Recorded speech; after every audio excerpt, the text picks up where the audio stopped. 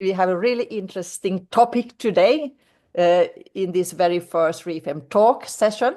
And the title is From the Deep Forest to the International Stage, Unlocking RE for Women Entrepreneurs. As I said, we have an exciting topic to dive into today.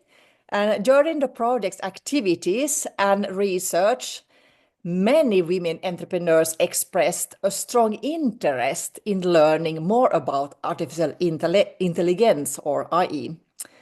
And as you know, IE is a transformative tool that has the potential to reshape businesses, increase efficiency, and even open up opportunities that were previously perhaps not out of reach, especially for small enterprises. So to explore this topic, I'm really thrilled to welcome our guest speaker, Anna Häggblom. Anna is also coming from Finland. She's a Finnish entrepreneur, and I am also nowadays an IE strategist, and she's coming from a company called Aveo. And that is also already known for its innovative approach to integrate IE into business strategies. And Anna will today share her journey with us and also provide some valuable insights into how IE can empower women entrepreneurs and even offer practical advice on how to start implementing IE in your businesses. So this is really, I think, very interesting from at least at me and hopefully also for many of you. So let's get started. Anna, first, thank you so much for joining us today. And to start off, can you tell us a little bit more about yourself, who you are as a person, but perhaps most, what is IE all about and what does your company do at the moment? And we will even more open up a little bit more about IE, but first as an introduction, please. Thank you, and good morning and to every one of you. So that was quite a few questions. I'm not sure I will remember all of them, but I will try my very best. So my name is Anna Häggblom, and I'm a little bit over 40. I've been an entrepreneur most of my career. My parents didn't allow me to have summer job at the same place 2 years in a row. So when I was young, I had lots of different summer jobs. I've education in finance and a minor in statistics. I've started 5 companies, 4 of which are still around. If we go into Aveo or Aveo AI, I would say that AI has been a part of our journey for many years, of course, because already back in 2014, we started to get an interest for data-driven leadership. And when you get data-driven, you need somehow to get some kind of automated models for decision-making, because otherwise you will drown in all of the data. So, and we didn't perhaps even understand that we were doing something with AI back then. Most of us woke up to this in late 2022, perhaps early 23. So together with my husband, I run a farm, and some might say that's funny, but to me that is really one of, I would say, my greatest advantages, that I am can be really hands-on. I can follow what happens, and that everything that technology does cannot be transferred into digital, because the fields, well, they are there, they are concrete, they cannot be digitalized. So everything in our world cannot be digitalized, but I think we can embrace it and connect with it and use it as a layer in almost every field. I haven't come up with any field so far that wouldn't have this aspect. So good morning, let's go. Thank you for your introduction. And next, I'm really curious, Anna, why did you decide to incorporate IE into your business? Was there a kind of particular moment or inspiration that led you to this decision? And when you did it, what kind of feedback did you receive from your team or your customers when you introduced IE into your operations? What do you think? So I would say that first we should rewind to this when we really understood that data and clean, structured data is core. And that came when I had been CEO for around 10 years and realized that I'm probably not the best CEO there is. I mean, I love innovation. I love new projects. I don't love structure, everyday routine, mundane work. That's just not my cup of coffee. So first, we had a relationship towards structured data. I think the really big moment for us was back in 2020 or something like that. We had around 10,000 patterns in our e-commerce web shop, and we had a customer come in and say, "Oh, I have seen that you have 7 tulips wallpapers in your e-commerce shop." Ah, you say so. And at the same time, we display that we want to provide excellent world-class customer service. And if your customers knows better than you what you are selling, can you still state that you provide world-class customer service? To me, that was a problem.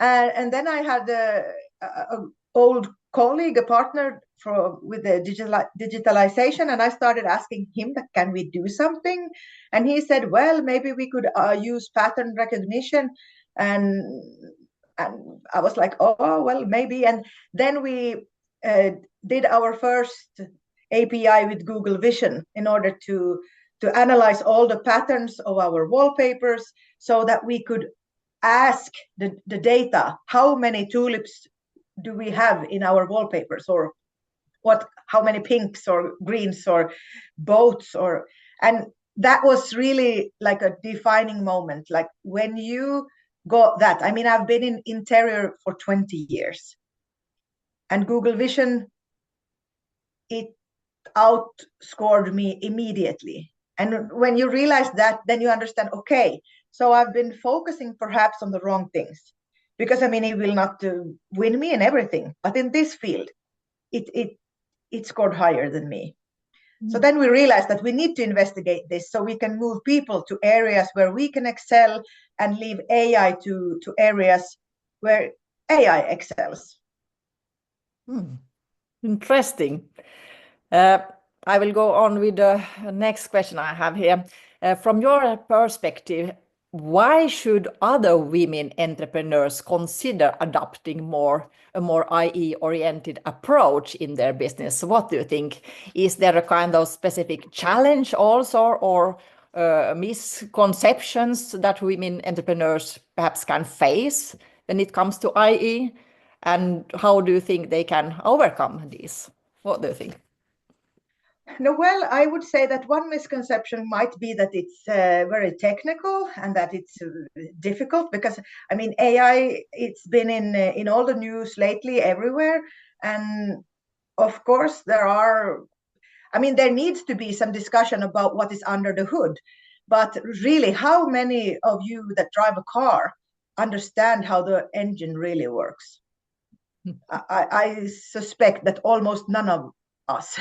My husband knows some, but that's enough for me. I mean, and I think the same goes for AI. How can we understand what we need to know and what we can trust our partners to know? And I mean, I think there are a few things that we really need to get going, like security understanding. We need to understand how do we get our own usage of AI to a level where we can feel secure. And then the second thing I think would be good is that we have some kind of understanding of ethics and AI and openness. And I'm not saying that we need a PhD, but just some kind of basic understanding, because then we can ask and tell our customers the reason for us using this. And so I think that is like really the main two areas, like security, ethics, and also this understanding that what is all that stuff that we really don't need to know. That's really a good point. You don't have to have PhDs in every approaches of this AE. No, definitely not. Thank you. I will go on with the next question. But still, as you know, IE can feel really overwhelming for those who are new into it. And that's why I would like to ask you if you could share, for example, 3 simple IE tools or solutions that entrepreneurs perhaps can start using already today to boost their efficiency in their businesses. What do you say about these simple tools? Yeah, there are lots of simple tools, and I mean, I think for everyone, AI means LLMs like Copilot or ChatGPT, or what's been in all the news, the latest DeepSeek. So of course, some kind of LLM, and I think they are very intuitive. I think you perhaps, if you decide to do something in your everyday life and start going, I think that is the best way to start, because then you don't really need to be so concerned about security and ethics if you're taking it to help you make a carrot cake or something like that. So then you can just feel free to go about. But I really think that we should perhaps think more about the capabilities, because the tools, I mean, there are coming thousands of new tools every week. And I think if there are, like me being a small business owner, there is absolutely impossible to take all of these new tools under evaluation. And I mean, here at Aveo, we are three people working. And so we have tested maybe 50 tools. And then when we find a tool that is working okay for our purpose, then we try to stick with that tool for some time.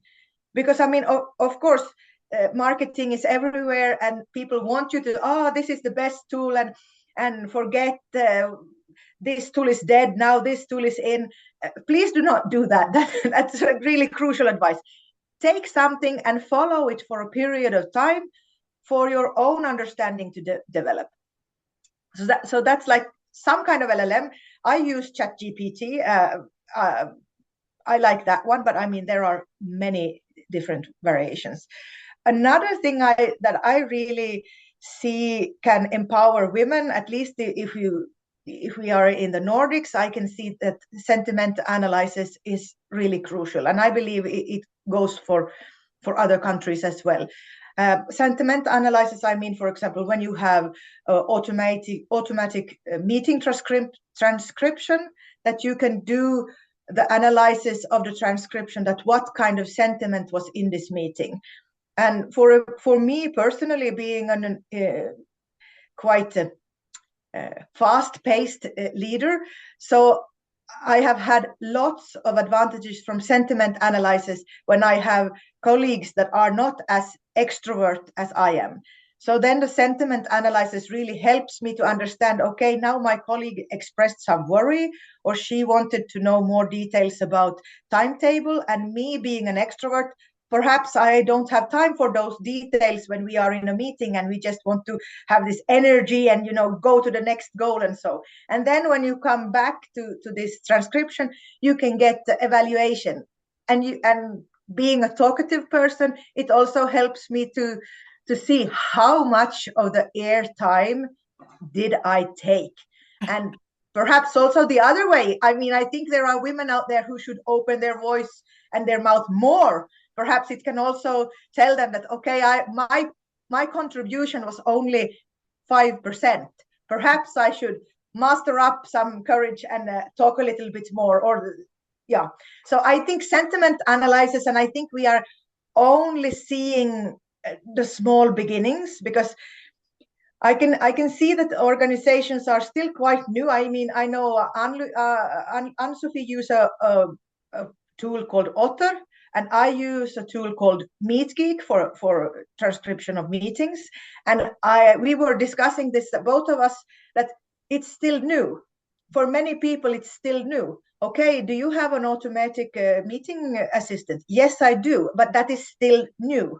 And I participate in meetings, lots of them every week. So in Finland, at least, and in Sweden, I would say it's still quite new to use this technique. But it will come and it will change our workplaces. And just imagine to the security it will bring to our customers when they can go back and see, okay, did I really order blue tiles? Yes, I did. No, I did not. There is also gains for the customer if we understand how to use sentiment analysis.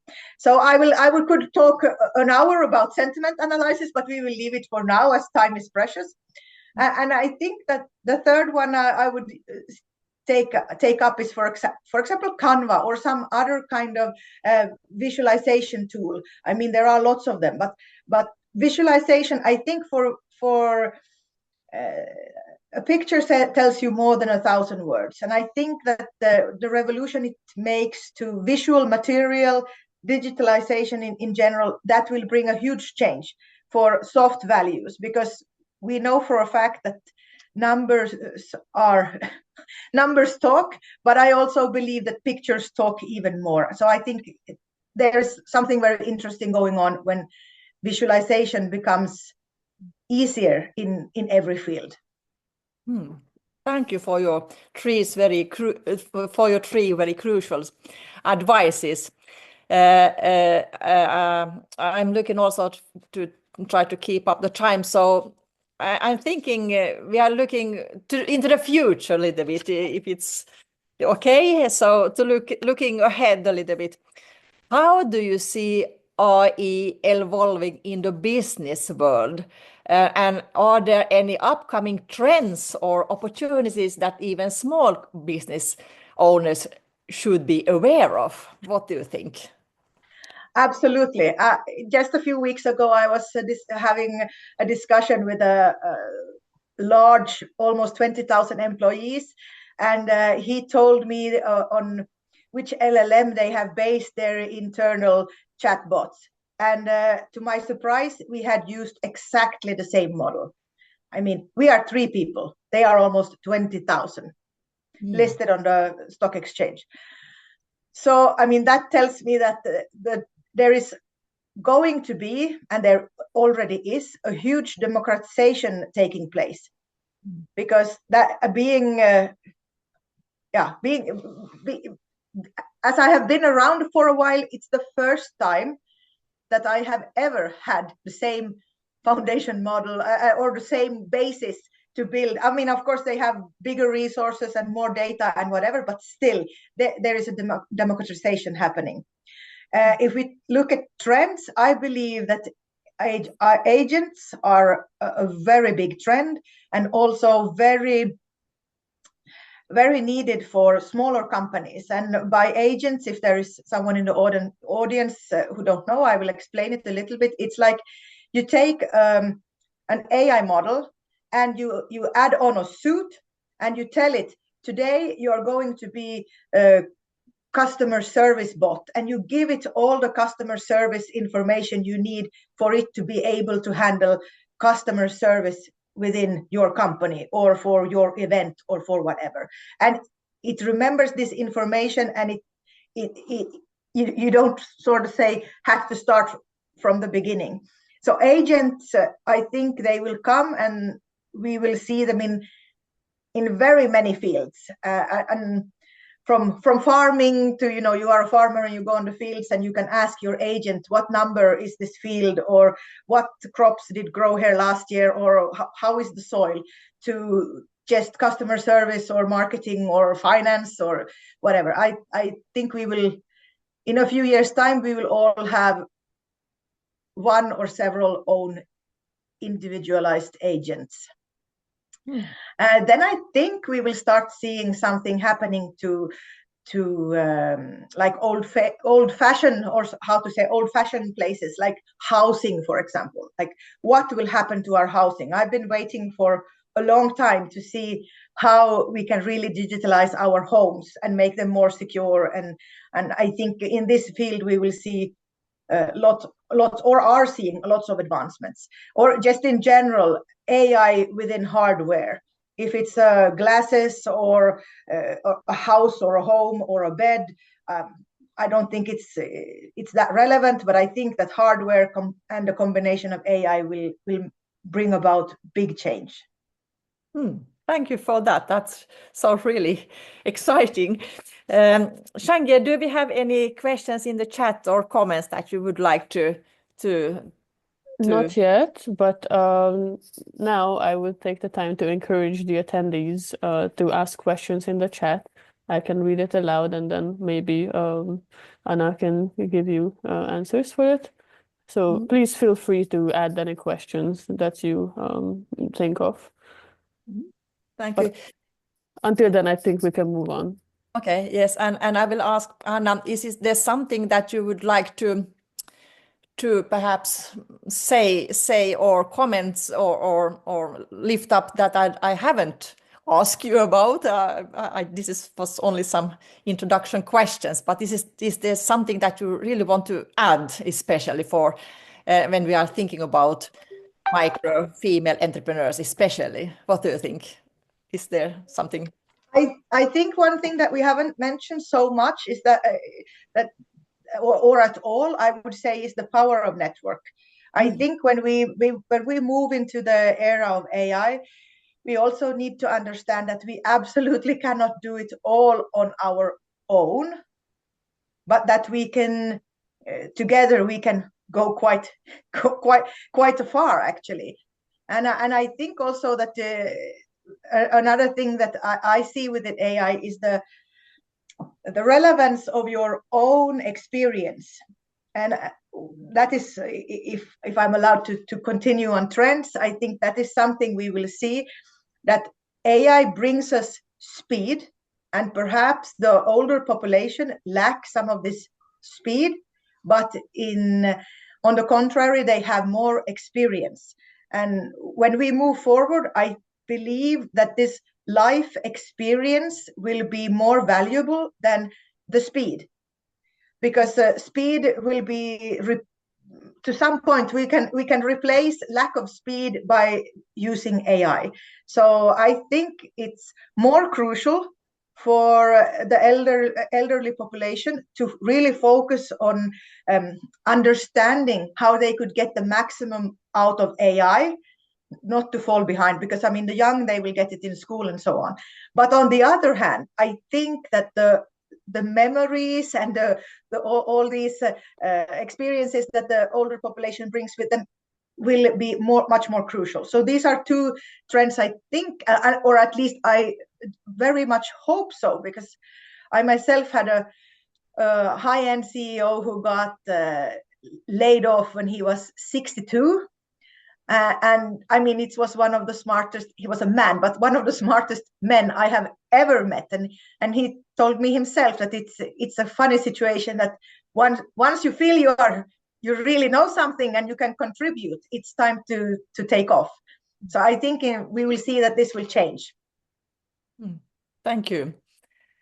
Yes, and perhaps if there are no comments or then perhaps we can go to the conclusion. So just to wrap up, perhaps you could repeat the takeaways for women, female entrepreneurs when it comes to IE and implement it, perhaps in their businesses. So I would say start small. Look at the techniques or use cases. What do you need to do? Like, don't do like some companies have done, like, oh, everybody's doing AI, we just need to do something. No such thing. Look at where is your low-hanging fruit. What is the kind of tasks I don't want to do, and what are the kind of tasks that could bring revenue, and what are the kind of tasks that I really enjoy doing? Can I use AI to be able to do more of what I really enjoy doing? So I think that's like one conclusion. The other one is ask for help. I mean, there are absolutely no one who knows it all. And if they come to you and tell, I know exactly how this works, then you should be very, very careful, because I've put all my energy and time for the last years into this, and I can honestly tell you, I don't know that much, because no one really does. So be careful with that also. And maybe one warning could be in place. There is a war going on. There is a AI war going on, literally, not only the real ones. So be careful, because people want you to buy into all kinds of things. So when you read on AI, please diversify your sources. Try to read from both from Europe and from the US and Asia. Please try to look at things from many different angles. And if everything goes wrong, then if you have your security guidelines somehow in place, you will be okay. So I wish you best of luck, and please connect with me on LinkedIn. If you have any questions, I will be happy to try and answer them. Thank you so much, Anna, for your sharing your experiences, also your expertise and practical advice with us today. And I believe this session has provided valuable inspiration, hopefully also an actionable insights for everyone here. And AE can truly be a game changer, I think, for small businesses. And hearing how you have been implemented it in your company is really kind of incredible motivation, also steps ahead, I think. So to conclude, I would like to say that this was the first session of a RE-FEM Talk series, which will be consists of 30 minutes webinars held throughout 2025. And these sessions are designed to provide useful and inspiring information for women entrepreneurs from women entrepreneurs. And before we wrap up, I would also like to say that I'm really excited to announce that the next RE-FEM Talk will take place on International Women's Day, which is the 8th of March. So please save the date already. Thank you all for joining us today, and I hope to see you at our next session. And until then, let's continue to explore, innovate, and support one another on this exciting IE journey. Thank you so much. And thank you, Anna, and thank you, Shenge, also for your backup help. Thank you, Anna, for being here with us today. Thank you. And thank you, Anne-Sophie, for moderating this session. We appreciate that so many people joined us today. The session has ended now, but thank you for being here, and we hope to see you on the 8th of March.